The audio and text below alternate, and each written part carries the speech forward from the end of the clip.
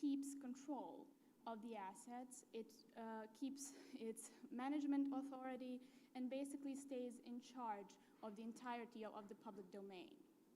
Moving a step up from this very basic agreement, we can come to something sort of a long-term service contract, whereby we would take something that is a public service, which would normally be provided by public utility companies and so on, but we take this from the public domain and we entrust a private entity with such service. Here we already have a certain allocation of risks, responsibilities, liabilities, which would lie with the public sector, and we transfer them onto the private partner. Similarly, on the same level, we have agreements that are an operation and maintenance agreement, for example, and also something that I think our jurisdiction had some practice with, which is, for example, a management contract. This is a model of a contract where we are talking about a significant transfer of responsibilities from the public to the private side, whereby we have the public entity that remains the owner of the asset. It remains essentially in charge still, but the operations and the profitability and the efficiencies of this asset are being transferred onto the private partner.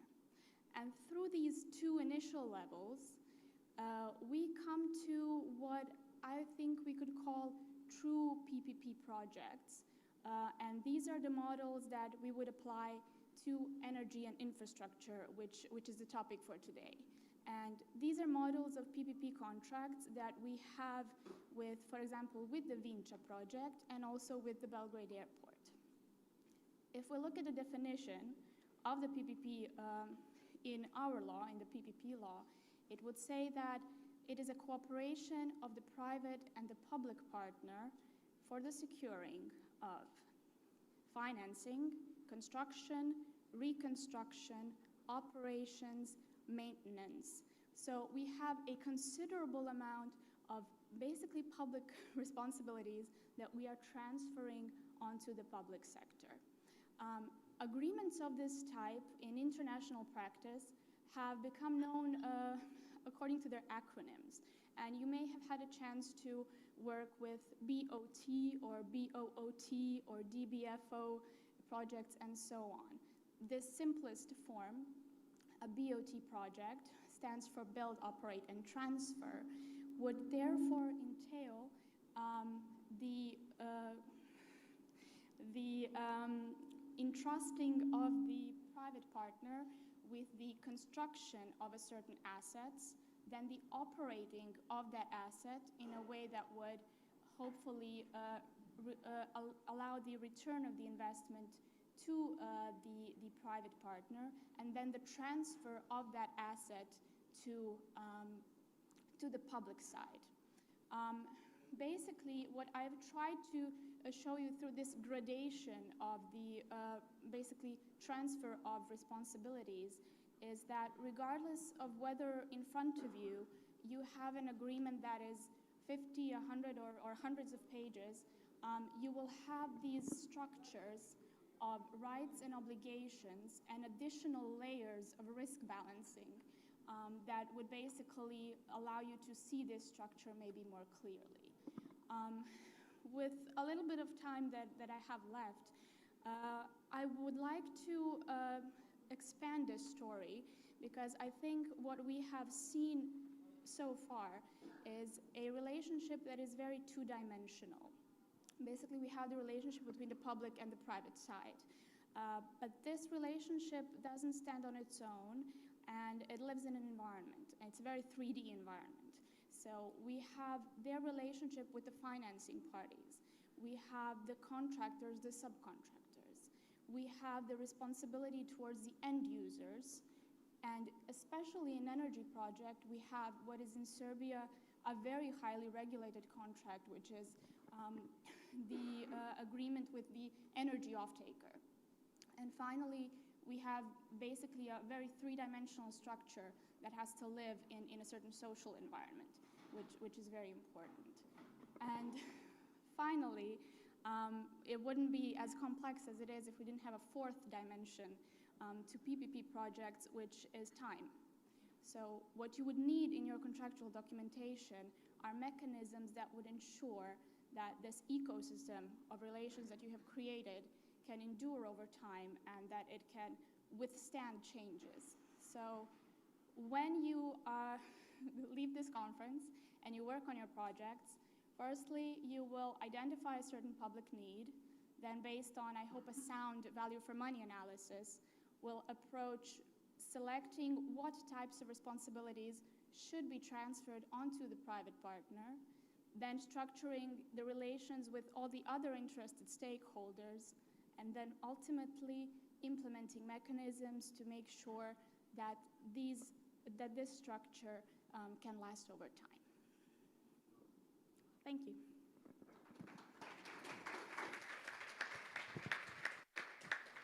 Thank you. I think this was as close to the APMG PPP certification training that you can get in 10 minutes. So you should definitely get a certificate and become a trainer.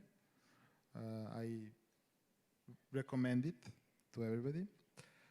So you might have thought that we have Robert Downey Jr. on board today, but actually it's Milos Lakovic, my dear friend and one of the probably best energy practitioners in the region.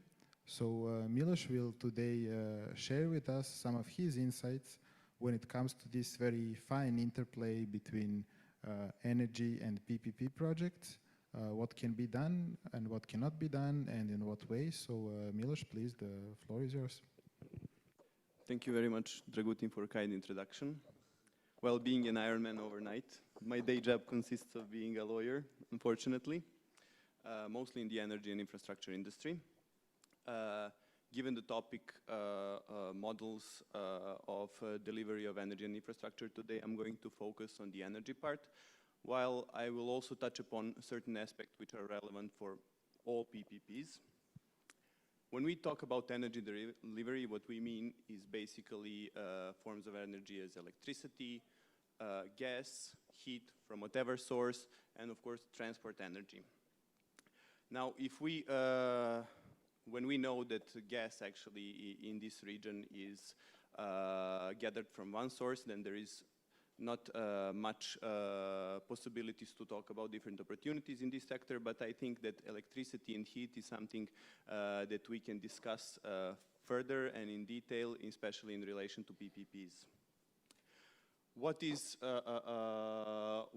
very important for energy delivery, and this is stable, uninterrupted supply of energy at reasonable prices. This is basically energy security, and this is on top of strategic goals of any government. Now, when we talk about this region, what we can immediately notice is lack of power generating capacities that has been present for a number of years now. Further to that, there are obligations undertaken towards EU, and this is to close the existing inefficient capacities, primarily thermal capacities, and this phase-out process has already begun. So all of this contributes to the need for new capacities and to deliver new sources of energy to the region. And in recent news, what I have heard is that Bulgaria is also rethinking of restarting actually their nuclear power plant Belene towards this goal. Or this may be due to the very popular recent HBO TV series, which made them think that this is a good idea. So who knows? But on a serious side, there are different ways how to deliver energy projects. One would be to do it as purely private projects, purely private deals. This means that private investor on their own land builds a capacity, then sells it to the market based on a private PPA, which is bought also by a private person. It is possible.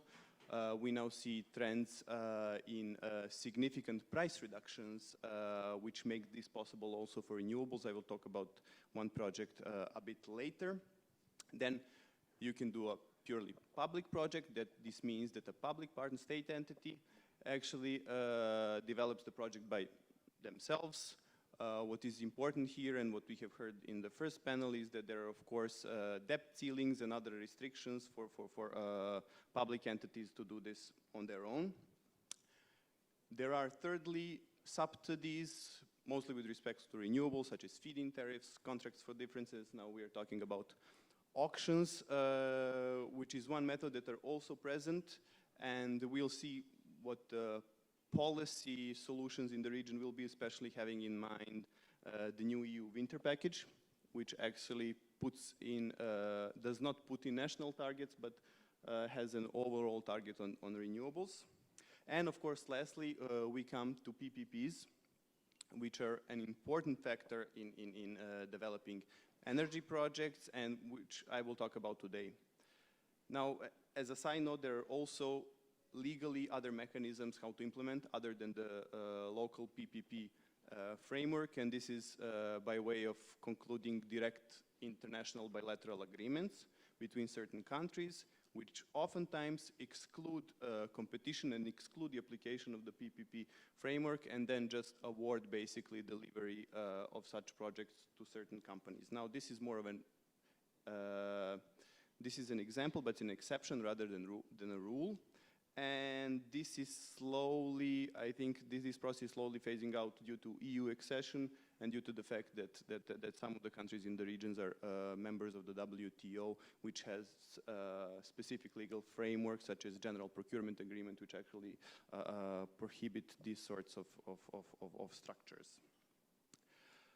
When it comes to PPP frameworks regionally, we have in Serbia, and we also heard it earlier this morning, that there is a PPP law and concessions law for quite a while now in Serbia, that there are new changes. We, as a firm, are alongside EBRD and other advisors also involved in advising on these changes, and this is something that is well underway. And hopefully will be adopted soon by the Parliament of Republic of Serbia. Then in Bosnia, what we do have is we have also laws, but we have, due to political specificities, we do have on the one side Republic of Srpska that does have the PPP law, and on the federation side, what we do have is we have 10 specific laws, I believe, in local self-governments, which is a good thing to have laws, but then fragmentation actually, well, it is a question whether it is efficient to do it in this sort of way. In Macedonia, we also have a PPP framework. Lastly, unfortunately in Montenegro, there is still no sound framework on public-private partnerships and concessions. There was, at the beginning of 2000, a law which was later cancelled, and now we are expecting in the near future, and I believe that the draft is also in an advanced stage of a new PPP law. Now, having worked in Montenegro on various projects and in an environment when there is no legal framework on these issues, there you can really see how uncertainties make it difficult to do these projects, and of course these uncertainties translate into problems with bankability, where you really have problems to allow lenders and financiers with something where their rights, what is something you can say international standard rights, and to do this in a sort of a contractual framework where there are no laws and no real legal framework. It's really difficult, and we are very much looking forward to the new law on PPPs also in Montenegro. Coming back to the energy sector and also to Serbia, if we look at the projects which have been approved by the PPP Commission in Serbia, and it's about something over 100 of them, we can see that a quarter of them, almost a quarter of them, is actually tied to public lighting, meaning energy efficiency issues. Then there are about 10 plus projects which relate to district heating. And of course, there is one notable one which a lot of people have been talking about here, and this is waste to power, waste to electricity in Vinča, the notable project which can actually be a case study, and someone can talk about it on its own. Now, why do we, so now it's a question, why in these various PPP projects which have been approved, why there are so many projects which relate to district heating? Well, firstly, in Serbia, in around 60 cities and towns, we have what is called a centralized heat generation and supply. Secondly, under local legislation, heat generation and supply is an activity of public interest, and this is set under law. So for this, well, you would need a concession from the public partner. There is a caveat and a sort of an uncertainty with respect to combined heat and power plants, CHP plants. CHP as an activity is explicitly not an activity of public interest under Serbian law. And then there is a question if you have a pure PPP, pure PPA for offtake of heat between a private partner who produces heat in a CHP and a public partner, then it's a question of whether such PPP would be actually, would have to undergo the PPP Libre framework and tender procedure. Now, this is a peculiarity.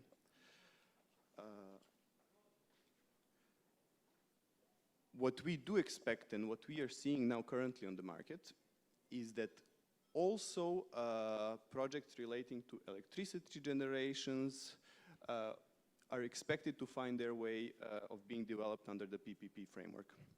Now, currently, what we are doing is one project in Montenegro.